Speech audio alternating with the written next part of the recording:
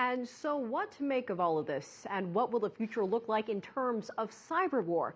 Craig Wright joins us from Sydney, Australia. He's a researcher at Charles Sturt University and an expert on how governments can collaborate to secure cyber systems. Charles, thanks for joining us. In a nutshell, the 45-second answer here, how can governments better collaborate to secure cyber systems, especially when it's the governments that sometimes attack each other? Well, the first thing they've got to consider is it's really an economic attack. When we're looking at most cyber war type situations, it's really cyber espionage. It's not cyber war per se. There are individual engagements, and it's really coming down to sharing information so that we're not spending the same amounts of money on similar things. There are a lot of easy attacks out there, and there are a lot of easy defenses, but many people don't do them. Now, our problem is that we're talking infrastructure that is in corporate and private hands, and at the end of the day, making corporations protect their networks better isn't something that you can easily do. It has to come down to an economic benefit. And we heard a few minutes ago that when it comes to the United States and China, accusations have been flying from both sides. The U.S. charged 5 Chinese military officers for allegedly hacking U.S. companies. I want you to listen to how the Chinese Foreign Ministry responded and get your response on the other side. The Chinese government and army have never engaged in cyber spying.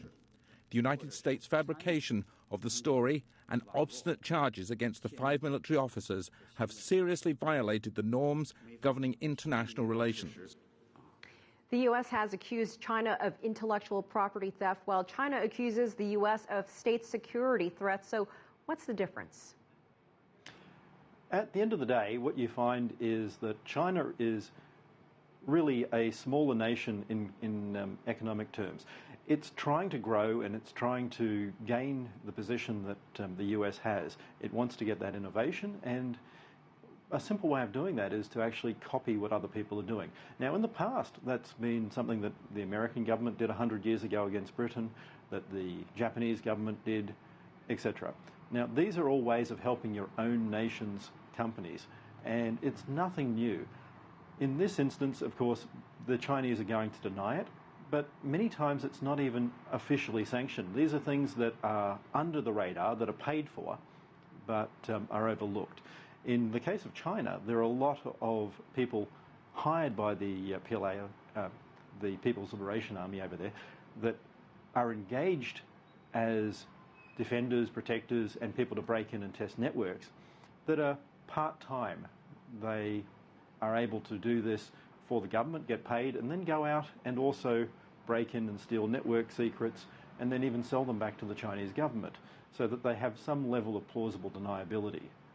At the end of the day, this is nothing that we're going to see go away, because, quite frankly, as we have more and more innovation coming over time, people are going to want to grow and expand into these new areas of growth. And it's just, once again, an economic effect. Charles, we heard Nathan's story about the Stuxnet virus, one that has proven to be a tremendous setback for Iran's nuclear program, and it worked by exploiting the software that Iran used. Will this just keep happening as Iran installs new software? It will happen everywhere, really. At the end of the day, any SCADA system that we find is vulnerable.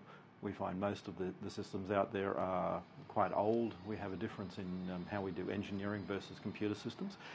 And in many cases, we still find SCADA systems, which are supervisory control and access systems, ones that run the water, the power, all of these things, running on old systems, things like Windows XP even, that haven't been patched in years, because people are afraid if they patch them that they're going to actually cause more problems. So rather than fixing a system, we actually have it at times left vulnerable. So because these are left vulnerable, they're open for people to attack. All right. Craig Wright from Charles Sturt University, thank you so much for your insight. Thank you.